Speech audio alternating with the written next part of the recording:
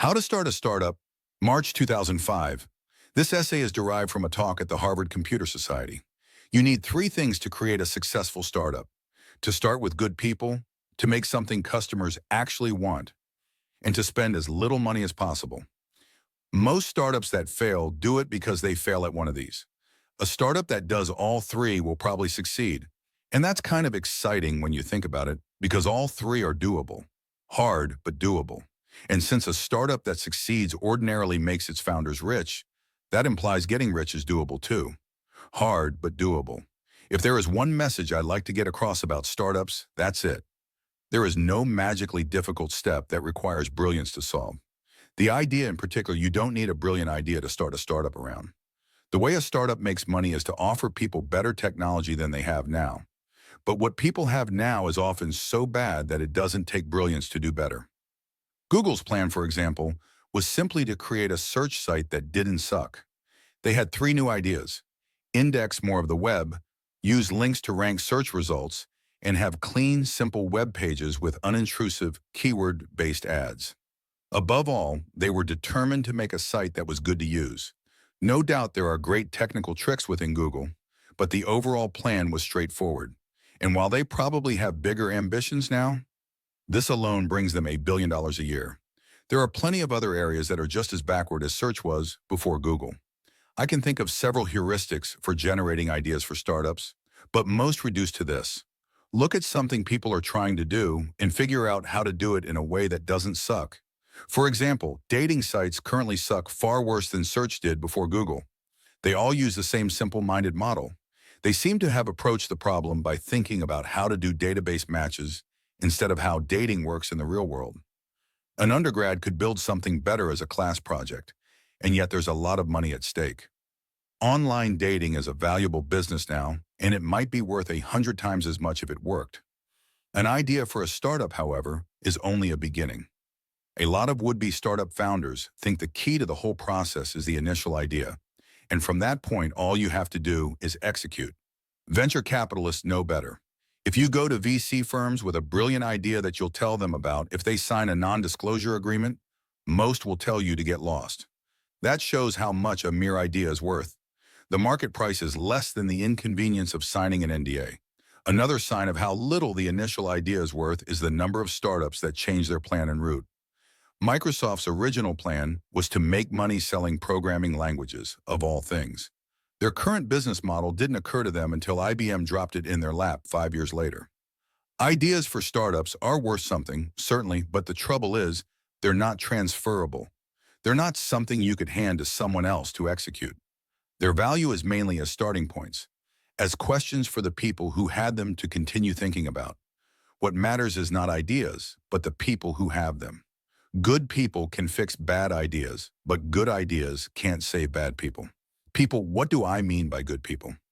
One of the best tricks I learned during our startup was a rule for deciding who to hire. Could you describe the person as an animal? It might be hard to translate that into another language, but I think everyone in the US knows what it means.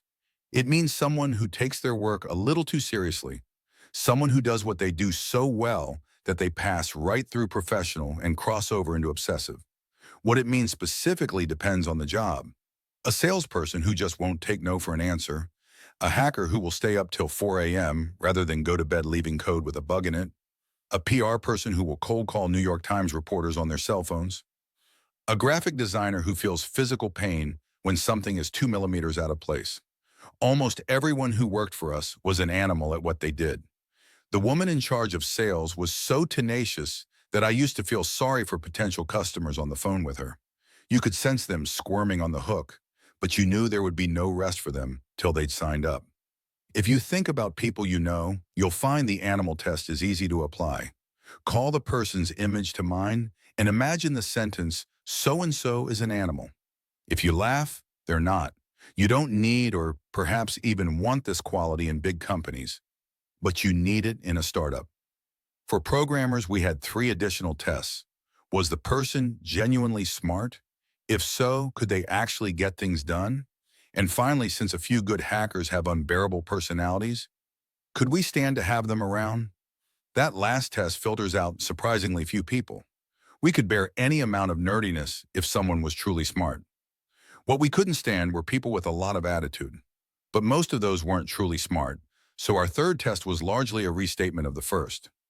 When nerds are unbearable, it's usually because they're trying too hard to seem smart. But the smarter they are, the less pressure they feel to act smart. So as a rule, you can recognize genuinely smart people by their ability to say things like, I don't know, maybe you're right, and I don't understand X well enough. This technique doesn't always work because people can be influenced by their environment. In the MIT CS department, there seems to be a tradition of acting like a brusque know-it-all. I'm told it derives ultimately from Marvin Minsky, in the same way the classic airline pilot manner is said to derive from Chuck Yeager. Even genuinely smart people start to act this way there, so you have to make allowances. It helped us to have Robert Morris, who was one of the readiest to say, I don't know of anyone I've met. At least, he was before he became a professor at MIT. No one dared put on attitude around Robert because he was obviously smarter than they were and yet had zero attitude himself. Like most startups, ours began with a group of friends, and it was through personal contacts that we got most of the people we hired. This is a crucial difference between startups and big companies. Being friends with someone for even a couple days will tell you more than companies could ever learn in interviews. It's no coincidence that startups start around universities because that's where smart people meet. It's not what people learn in classes at MIT and Stanford that has made technology companies spring up around them. They could sing campfire songs in the classes so long as admissions work the same. If you start a startup, there's a good chance it will be with people you know from college or grad school. So in theory, you ought to try to make friends with as many smart people as you can in school, right? Well, no. Don't make a conscious effort to schmooze. That doesn't work well with hackers. What you should do in college is work on your own projects. Hackers should do this even if they don't plan to start startups, because it's the only real way to learn how to program. In some cases, you may collaborate with other students, and this is the best way to get to know good hackers. The project may even grow into a startup. But once again, I wouldn't aim too directly at either target. Don't force things. Just work on stuff you like with people you like. Ideally, you want between 2 and 4 founders. It would be hard to start with just one. One person would find the moral weight of starting a company hard to bear. Even Bill Gates, who seems to be able to bear a good deal of moral weight, had to have a co-founder. But you don't want so many founders that the company starts to look like a group photo. Partly because you don't need a lot of people at first, but mainly because the more founders you have, the worse disagreements you'll have. When there are just 2 or 3 founders, you know you have to resolve disputes immediately or perish. If there are 7 or 8, disagreements can linger and harden into factions. You don't want mere voting. You need unanimity. In a technology startup, which most startups are, the founders should include technical people. During the internet bubble, there were a number of startups founded by business people who then went looking for hackers to create their product for them. This doesn't work well.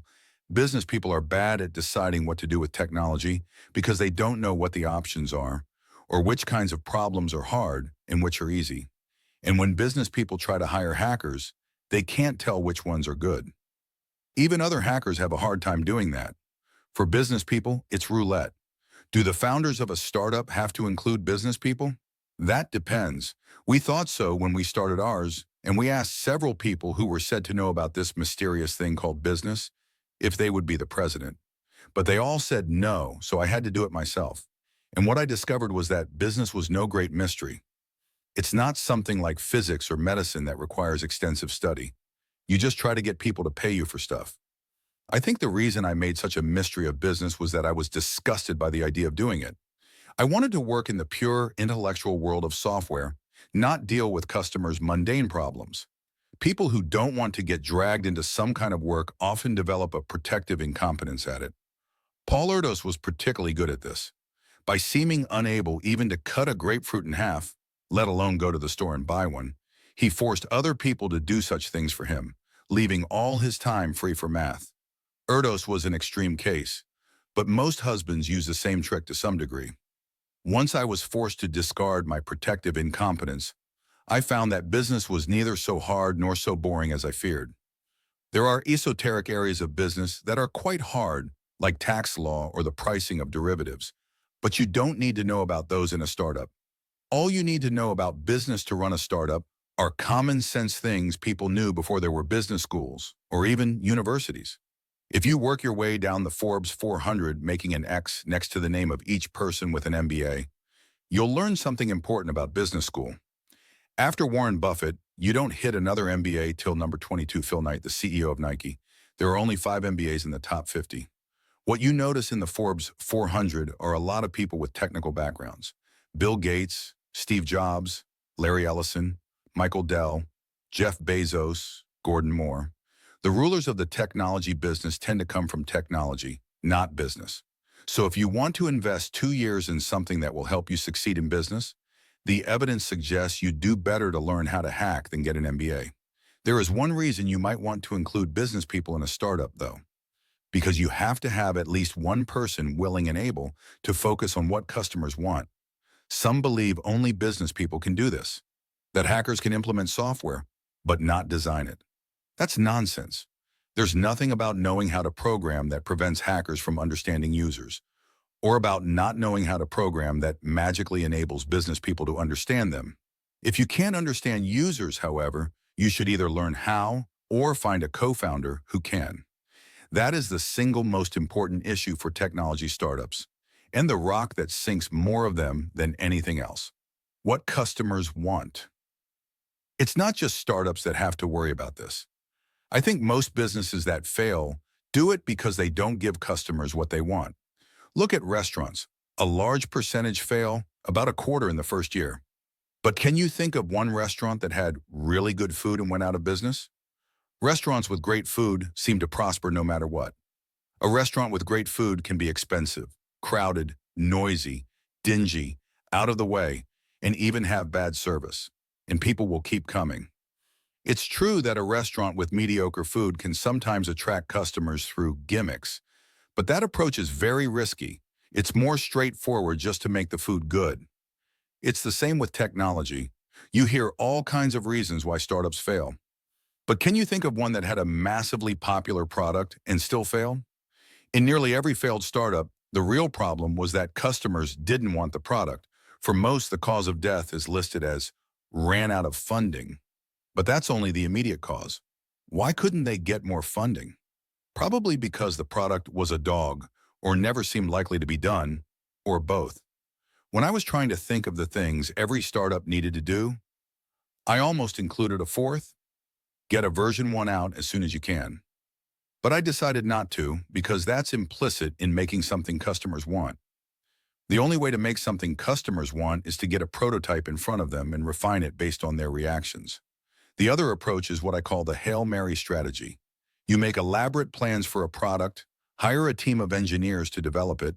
People who do this tend to use the term engineer for hackers, and then find after a year that you've spent $2 million to develop something no one wants. This was not uncommon during the bubble, especially in companies run by business types who thought of software development as something terrifying that therefore had to be carefully planned. We never even considered that approach. As a Lisp hacker, I come from the tradition of rapid prototyping. I would not claim, at least not here, that this is the right way to write every program, but it's certainly the right way to write software for a startup. In a startup, your initial plans are almost certain to be wrong in some way, and your first priority should be to figure out where. The only way to do that is to try implementing them. Like most startups, we changed our plan on the fly. At first, we expected our customers to be web consultants. But it turned out they didn't like us because our software was easy to use and we hosted the site. It would be too easy for clients to fire them. We also thought we'd be able to sign up a lot of catalog companies because selling online was a natural extension of their existing business. But in 1996, that was a hard sell. The middle managers we talked to at catalog companies saw the web not as an opportunity, but as something that meant more work for them. We did get a few of the more adventurous catalog companies. Among them was Fredericks of Hollywood, which gave us valuable experience dealing with heavy loads on our servers. But most of our users were small, individual merchants who saw the web as an opportunity to build a business. Some had retail stores, but many only existed online. And so we changed direction to focus on these users. Instead of concentrating on the features web consultants and catalog companies would want, we worked to make the software easy to use. I learned something valuable from that. It's worth trying very, very hard to make technology easy to use. Hackers are so used to computers that they have no idea how horrifying software seems to normal people. Stephen Hawking's editor told him that every equation he included in his book would cut sales in half. When you work on making technology easier to use, you're riding that curve up instead of down. A 10% improvement in ease of use doesn't just increase your sales 10%. It's more likely to double your sales. How do you figure out what customers want? Watch them. One of the best places to do this was at trade shows. Trade shows didn't pay as a way of getting new customers, but they were worth it as market research. We didn't just give canned presentations at trade shows. We used to show people how to build real working stores, which meant we got to watch as they used our software and talk to them about what they needed. No matter what kind of startup you start, it will probably be a stretch for you, the founders, to understand what users want. The only kind of software you can build without studying users is the sort for which you are the typical user. But this is just the kind that tends to be open source. Operating systems, programming languages, editors, and so on.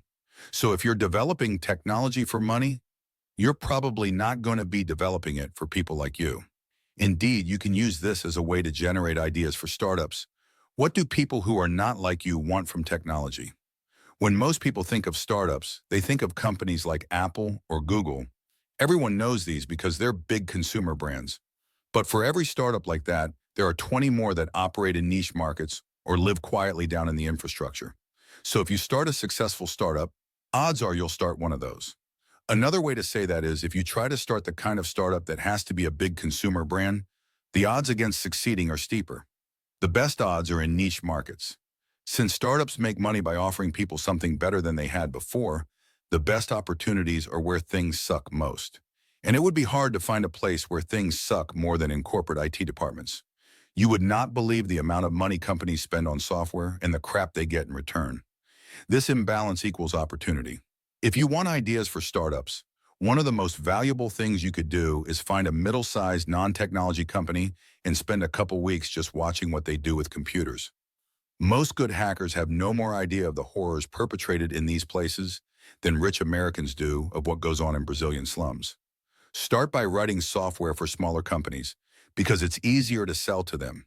It's worth so much to sell stuff to big companies that the people selling them the crap they currently use spend a lot of time and money to do it. And while you can out-hack Oracle with one frontal lobe tied behind your back, you can't outsell an Oracle salesman. So if you want to win through better technology, aim at smaller customers. They're the more strategically valuable part of the market anyway. In technology, the low end always eats the high end. It's easier to make an inexpensive product more powerful than to make a powerful product cheaper. So the products that start as cheap, simple options tend to gradually grow more powerful till, like water rising in a room, they squash the high-end products against the ceiling. Sun did this to mainframes, and Intel is doing it to Sun. Microsoft Word did it to desktop publishing software like Interleaf and FrameMaker. Mass-market digital cameras are doing it to the expensive models made for professionals.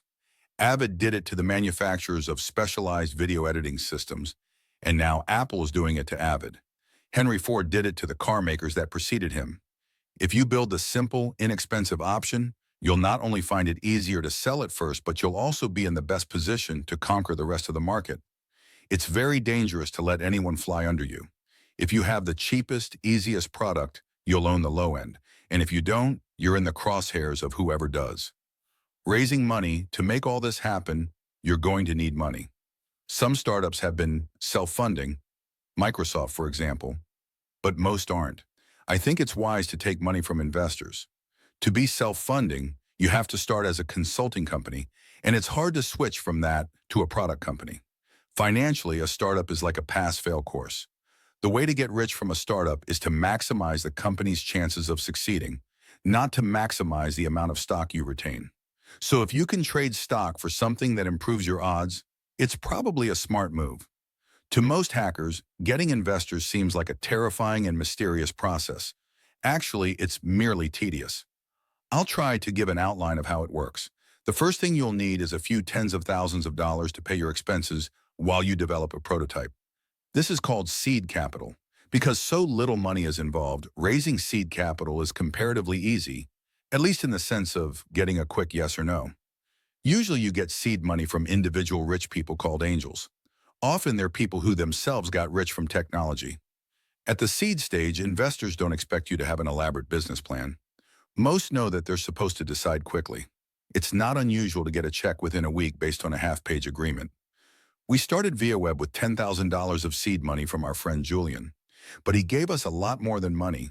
He's a former CEO and also a corporate lawyer, so he gave us a lot of valuable advice about business and also did all the legal work of getting us set up as a company.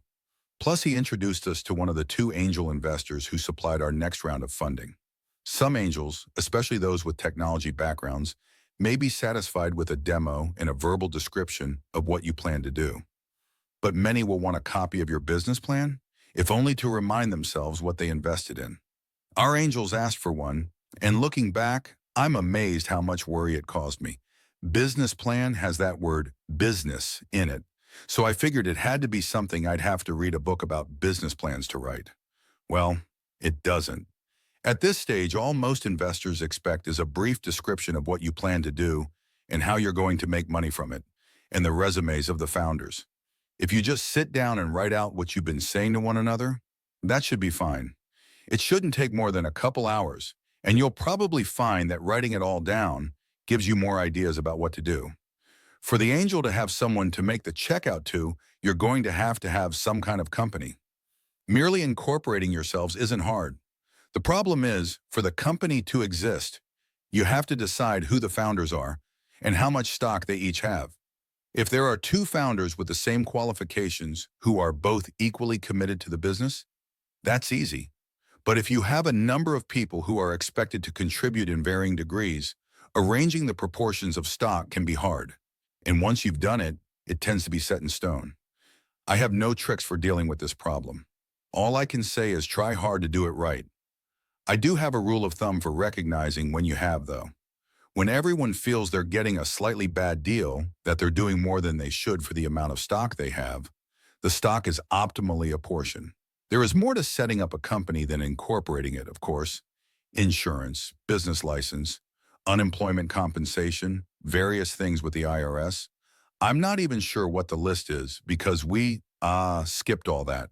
When we got real funding near the end of 1996, we hired a great CFO who fixed everything retroactively. It turns out that no one comes and arrests you if you don't do everything you're supposed to when starting a company. And a good thing too, or a lot of startups would never get started. It can be dangerous to delay turning yourself into a company because one or more of the founders might decide to split off and start another company doing the same thing. This does happen, so when you set up the company as well as apportioning the stock, you should get all the founders to sign something agreeing that everyone's ideas belong to this company and that this company is going to be everyone's only job. If this were a movie, ominous music would begin here. While you're at it, you should ask what else they've signed. One of the worst things that can happen to a startup is to run into intellectual property problems. We did, and it came closer to killing us than any competitor ever did. As we were in the middle of getting bought, we discovered that one of our people had, early on, been bound by an agreement that said all his ideas belonged to the giant company that was paying for him to go to grad school. In theory, that could have meant someone else owned big chunks of our software. So the acquisition came to a screeching halt while we tried to sort this out. The problem was, since we'd been about to be acquired, we'd allowed ourselves to run low on cash. Now we needed to raise more to keep going. But it's hard to raise money with an IP cloud over your head because investors can't judge how serious it is. Our existing investors, knowing that we needed money and had nowhere else to get it, at this point attempted certain gambits which I will not describe in detail, except to remind readers that the word angel is a metaphor. The founders thereupon proposed to walk away from the company after giving the investors a brief tutorial on how to administer the servers themselves. And while this was happening, the acquirers used the delay as an excuse to welch on the deal. Miraculously, it all turned out okay. The investors backed down. We did another round of funding at a reasonable valuation. The giant company finally gave us a piece of paper saying they didn't own our software, and 6 months later, we were bought by Yahoo for much more than the earlier acquirer had agreed to pay. So we were happy in the end, though the experience probably took several years off my life. Don't do what we did. Before you consummate a startup, ask everyone about their previous IP history. Once you've got a company set up, it may seem presumptuous to go knocking on the doors of rich people and asking them to invest tens of thousands of dollars in something that is really just a bunch of guys with some ideas. But when you look at it from the rich people's point of view, the picture is more encouraging. Most rich people are looking for good investments. If you really think you have a chance of succeeding, you're doing them a favor by letting them invest. Mixed with any annoyance they might feel about being approached will be the thought, are these guys the next Google? Usually angels are financially equivalent to founders. They get the same kind of stock and get diluted the same amount in future rounds. How much stock should they get? That depends on how ambitious you feel. When you offer X% of your company for WEI dollars, you're implicitly claiming a certain value for the whole company. Venture investments are usually described in terms of that number. If you give an investor new shares equal to 5% of those already outstanding in return for $100,000, then you've done the deal at a pre-money valuation of $2 million. How do you decide what the value of the company should be? There is no rational way. At this stage, the company is just a bet. I didn't realize that when we were raising money. Julian thought we ought to value the company at several million dollars. I thought it was preposterous to claim that a couple thousand lines of code, which was all we had at the time, were worth several million dollars. Eventually, we settled on $1 million because Julian said no one would invest in a company with a valuation any lower. What I didn't grasp at the time was that the valuation wasn't just the value of the code we'd written so far. It was also the value of our ideas, which turned out to be right, and of all the future work we do, which turned out to be a lot. The next round of funding is the one in which you might deal with actual venture capital firms. But don't wait till you've burned through your last round of funding to start approaching them. VCs are slow to make up their minds. They can take months. You don't want to be running out of money while you're trying to negotiate with them. Getting money from an actual VC firm is a bigger deal than getting money from angels. The amounts of money involved are larger, millions usually. So the deals take longer, dilute you more, and impose more onerous conditions. Sometimes the VCs want to install a new CEO of their own choosing. Usually the claim is that you need someone mature and experienced, with a business background. Maybe in some cases this is true, and yet Bill Gates was young and inexperienced and had no business background, and he seems to have done okay.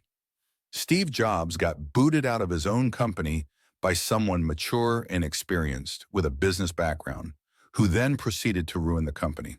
So I think people who are mature and experienced with a business background may be overrated. We used to call these guys newscasters because they had neat hair and spoke in deep, confident voices, and generally didn't know much more than they read on the teleprompter. We talked to a number of VCs, but eventually we ended up financing our startup entirely with angel money. The main reason was that we feared a brand-name VC firm would stick us with a newscaster as part of the deal. That might have been okay if he was content to limit himself to talking to the press, but what if he wanted to have a say in running the company? That would have led to disaster because our software was so complex. We were a company whose whole MO was to win through better technology. The strategic decisions were mostly decisions about technology, and we didn't need any help with those. This was also one reason we didn't go public. Back in 1998, our CFO tried to talk me into it. In those days, you could go public as a dog food portal. So as a company with a real product and real revenues, we might have done well. But I feared it would have meant taking on a newscaster, someone who, as they say, can talk Wall Street's language. I'm happy to see Google is bucking that trend. They didn't talk Wall Street's language when they did their IPO, and Wall Street didn't buy. And now Wall Street is collectively kicking itself. They'll pay attention next time. Wall Street learns new languages fast when money is involved. You have more leverage negotiating with VCs than you realize. The reason is other VCs. I know a number of VCs now, and when you talk to them, you realize that it's a seller's market. Even now, there is too much money chasing too few good deals. VCs form a pyramid. At the top are famous ones like Sequoia and Kleiner Perkins, But beneath those are a huge number you've never heard of. What they all have in common is that a dollar from them is worth $1. Most VCs will tell you that they don't just provide money, but connections and advice. If you're talking to Vinod Khosla or John Doerr or Mike Moritz, this is true. But such advice and connections can come very expensive. And as you go down the food chain, the VCs get rapidly dumber. A few steps down from the top, you're basically talking to bankers who've picked up a few new vocabulary words from reading Wired. Does your product use XML? So I'd advise you to be skeptical about claims of experience and connections. Basically, a VC is a source of money. I'd be inclined to go with whoever offered the most money the soonest, with the least strings attached. You may wonder how much to tell VCs. And you should, because some of them may one day be funding your competitors. I think the best plan is not to be overtly secretive, but not to tell them everything either. After all, as most VCs say, they're more interested in the people than the ideas. The main reason they want to talk about your idea is to judge you, not the idea. So as long as you seem like you know what you're doing, you can probably keep a few things back from them. Talk to as many VCs as you can, even if you don't want their money, because A, they may be on the board of someone who will buy you, and B, if you seem impressive, they'll be discouraged from investing in your competitors. The most efficient way to reach VCs, especially if you only want them to know about you and don't want their money, is at the conferences that are occasionally organized for startups to present to them, not spending it. When and if you get an infusion of real money from investors, what should you do with it? Not spend it, that's what. In nearly every startup that fails, the proximate cause is running out of money. Usually there is something deeper wrong, but even a proximate cause of death is worth trying hard to avoid. During the bubble, many startups tried to get big fast. Ideally, this meant getting a lot of customers fast, but it was easy for the meaning to slide over into hiring a lot of people fast. Of the two versions, the one where you get a lot of customers fast is of course preferable, but even that may be overrated. The idea is to get there first and get all the users, leaving none for competitors. But I think in most businesses, the advantages of being first to market are not so overwhelmingly great. Google is again a case in point. When they appeared, it seemed as if search was a mature market, dominated by big players who'd spent millions to build their brands. Yahoo, Lycos, Excite, Infoseek, AltaVista, Inktomi. Surely 1998 was a little late to arrive at the party. But as the founders of Google knew, brand is worth next to nothing in the search business. You can come along at any point and make something better, and users will gradually seep over to you. As if to emphasize the point, Google never did any advertising. They're like dealers. They sell the stuff, but they know better than to use it themselves. The competitors Google buried would have done better to spend those millions improving their software. Future startups should learn from that mistake. Unless you're in a market where products are as undifferentiated as cigarettes or vodka or laundry detergent, spending a lot on brand advertising is a sign of breakage. And few, if any, web businesses are so undifferentiated. The dating sites are running big ad campaigns right now, which is all the more evidence they're ripe for the picking. Fee, fi, fo, fum. I smell a company run by marketing guys. We were compelled by circumstances to grow slowly, and in retrospect, it was a good thing. The founders all learned to do every job in the company. As well as writing software, I had to do sales and customer support. At sales, I was not very good. I was persistent, but I didn't have the smoothness of a good salesman. My message to potential customers was, you'd be stupid not to sell online. And if you sell online, you'd be stupid to use anyone else's software. Both statements were true, but that's not the way to convince people. I was great at customer support, though. Imagine talking to a customer support person who not only knew everything about the product, but would apologize abjectly if there was a bug and then fix it immediately while you were on the phone with them. Customers loved us, and we loved them, because when you're growing slow by word of mouth, your first batch of users are the ones who were smart enough to find you by themselves. There is nothing more valuable in the early stages of a startup than smart users. If you listen to them, they'll tell you exactly how to make a winning product. And not only will they give you this advice for free, they'll pay you. We officially launched in early 1996. By the end of that year, we had about 70 users.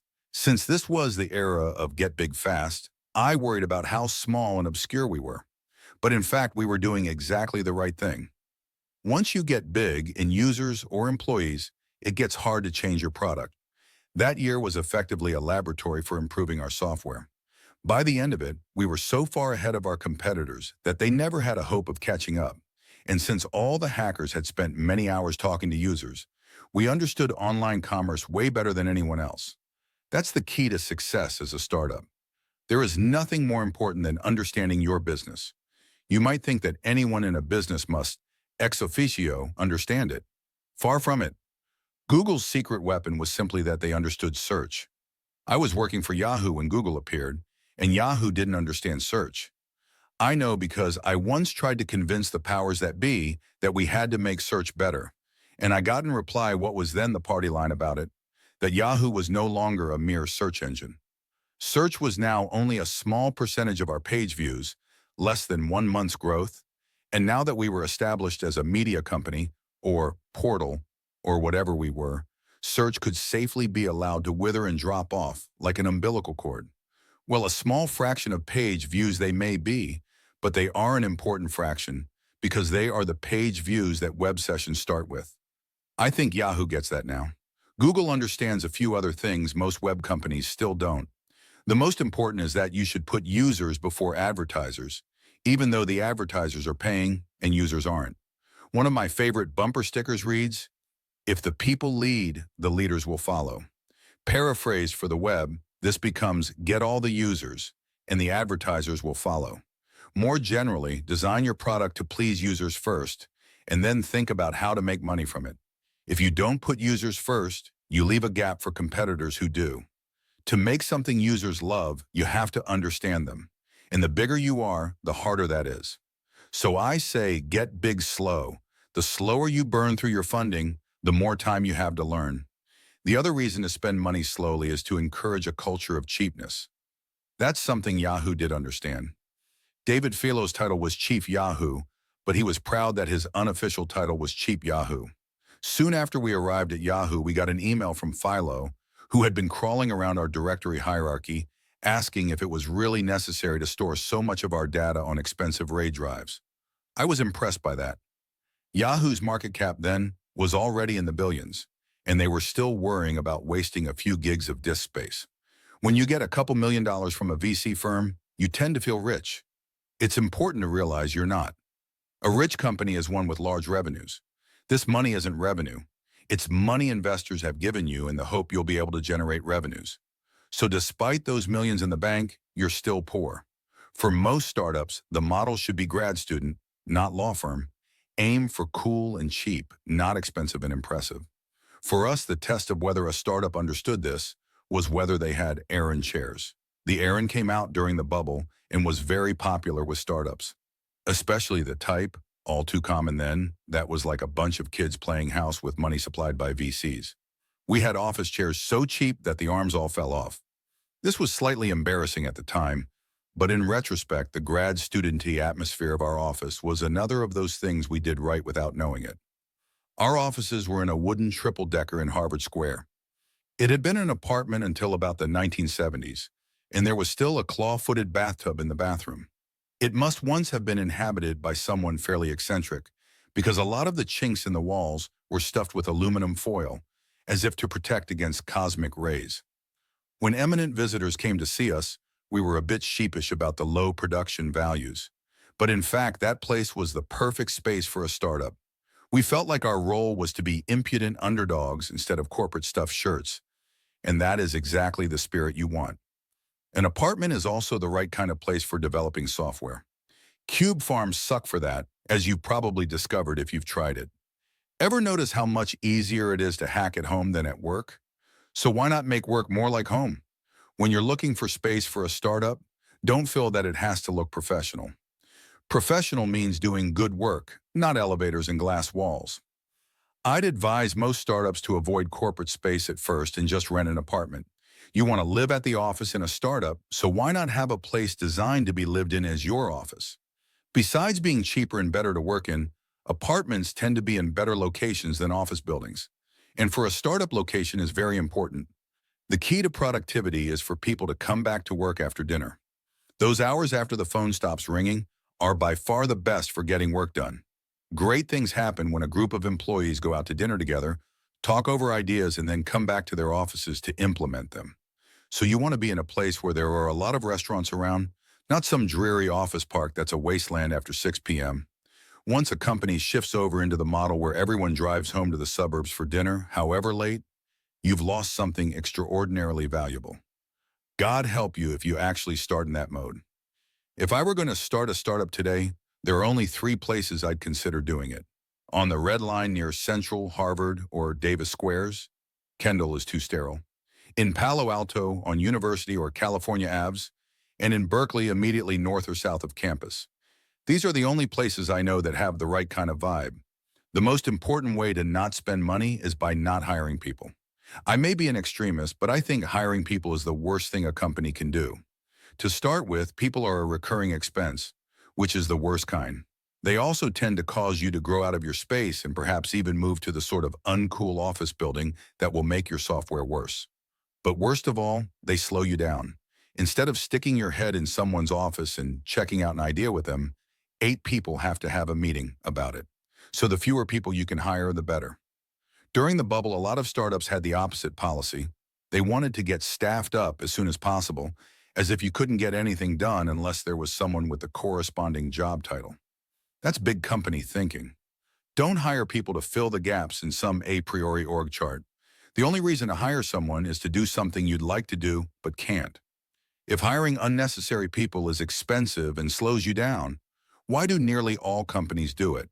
I think the main reason is that people like the idea of having a lot of people working for them. This weakness often extends right up to the CEO. If you ever end up running a company, you'll find the most common question people ask is how many employees you have. This is their way of weighing you. It's not just random people who ask this. Even reporters do. And they're going to be a lot more impressed if the answer is 1,000 than if it's 10. This is ridiculous, really. If 2 companies have the same revenues, it's the one with fewer employees that's more impressive. When people used to ask me how many people our startup had, and I answered 20, I could see them thinking that we didn't count for much. I used to want to add, but our main competitor, whose ass we regularly kick, has 140. So can we have credit for the larger of the 2 numbers? As with office space, the number of your employees is a choice between seeming impressive and being impressive. Any of you who were nerds in high school know about this choice. Keep doing it when you start a company. Should you? But should you start a company? Are you the right sort of person to do it? If you are, is it worth it? More people are the right sort of person to start a startup than realize it. That's the main reason I wrote this. There could be 10 times more startups than there are, and that would probably be a good thing. I now realize exactly the right sort of person to start a startup. But the idea terrified me at first. I was forced into it because I was a Lisp hacker. The company I'd been consulting for seemed to be running into trouble, and there were not a lot of other companies using Lisp. Since I couldn't bear the thought of programming in another language, this was 1995, remember, when another language meant C++, the only option seemed to be to start a new company using Lisp. I realize this sounds far-fetched, but if you're a Lisp hacker, you'll know what I mean. And if the idea of starting a startup frightened me so much that I only did it out of necessity, there must be a lot of people who would be good at it, but who are too intimidated to try. So who should start a startup? Someone who is a good hacker between about 23 and 38, and who wants to solve the money problem in one shot instead of getting paid gradually over a conventional working life. I can't say precisely what a good hacker is. At a first-rate university, this might include the top half of computer science majors. Though, of course, you don't have to be a CS major to be a hacker. I was a philosophy major in college. It's hard to tell whether you're a good hacker, especially when you're young. Fortunately, the process of starting startups tends to select them automatically. What drives people to start startups is, or should be, looking at existing technology and thinking, don't these guys realize they should be doing X, Y, and Z? And that's also a sign that one is a good hacker. I put the lower bound at 23, not because there's something that doesn't happen to your brain till then, but because you need to see what it's like in an existing business before you try running your own. The business doesn't have to be a startup. I spent a year working for a software company to pay off my college loans. It was the worst year of my adult life. But I learned without realizing it at the time a lot of valuable lessons about the software business. In this case, they were mostly negative lessons. Don't have a lot of meetings.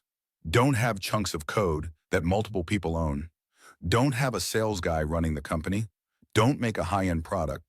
Don't let your code get too big. Don't leave finding bugs to QA people.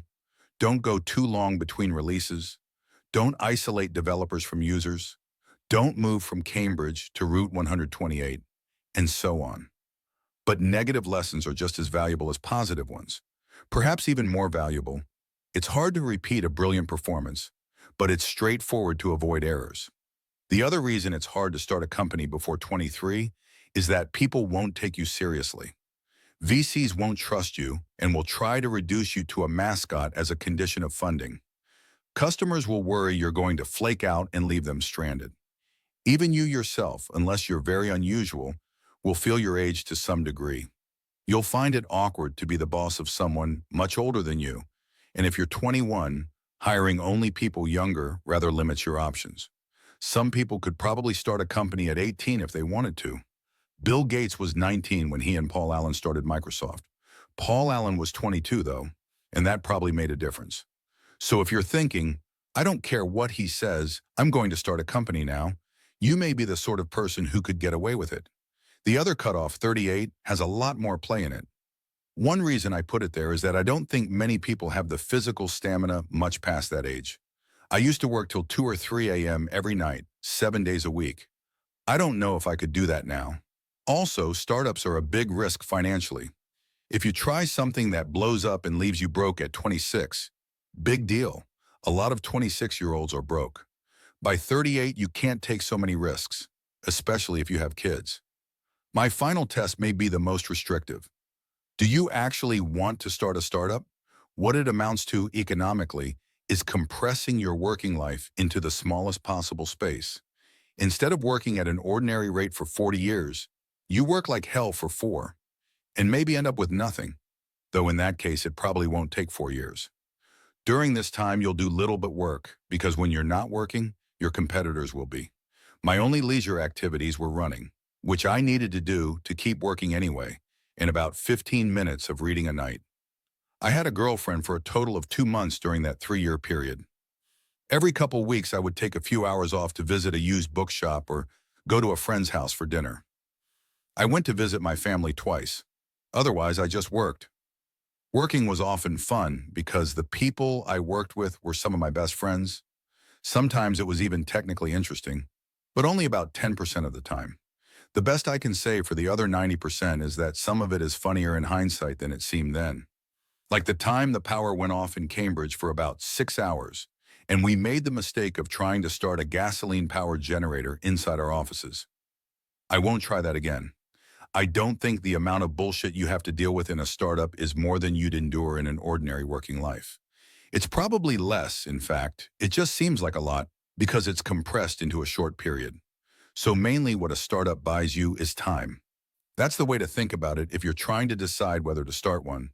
If you're the sort of person who would like to solve the money problem once and for all, instead of working for a salary for 40 years, then a startup makes sense.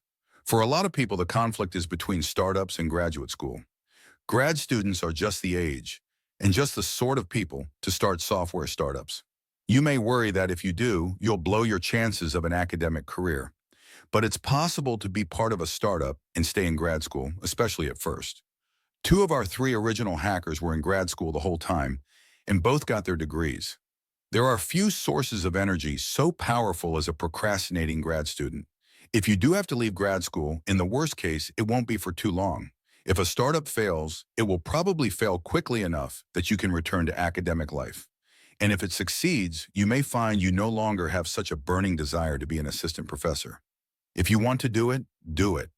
Starting a startup is not the great mystery it seems from outside. It's not something you have to know about business to do. Build something users love and spend less than you make. How hard is that? Notes Google's revenues are about $2 billion a year, but half comes from ads on other sites. One advantage startups have over established companies is that there are no discrimination laws about starting businesses. For example, I would be reluctant to start a startup with a woman who had small children, or was likely to have them soon. But you're not allowed to ask prospective employees if they plan to have kids soon. Believe it or not, under current U.S. law, you're not even allowed to discriminate on the basis of intelligence. Whereas when you're starting a company, you can discriminate on any basis you want about who you start it with. Learning to hack is a lot cheaper than business school because you can do it mostly on your own. For the price of a Linux box, a copy of K&R, and a few hours of advice from your neighbor's 15-year-old son, you'll be well on your way. Corollary: avoid starting a startup to sell things to the biggest company of all, the government. Yes, there are lots of opportunities to sell them technology. But let someone else start those startups. A friend who started a company in Germany told me they do care about the paperwork there and that there's more of it, which helps explain why there are not more startups in Germany. At the seed stage, our valuation was in principle $100,000 because Julian got 10% of the company. But this is a very misleading number because the money was the least important of the things Julian gave us. The same goes for companies that seem to want to acquire you. There will be a few that are only pretending to in order to pick your brains. But you can never tell for sure which these are, so the best approach is to seem entirely open, but to fail to mention a few critical technical secrets. I was as bad an employee as this place was a company. I apologize to anyone who had to work with me there.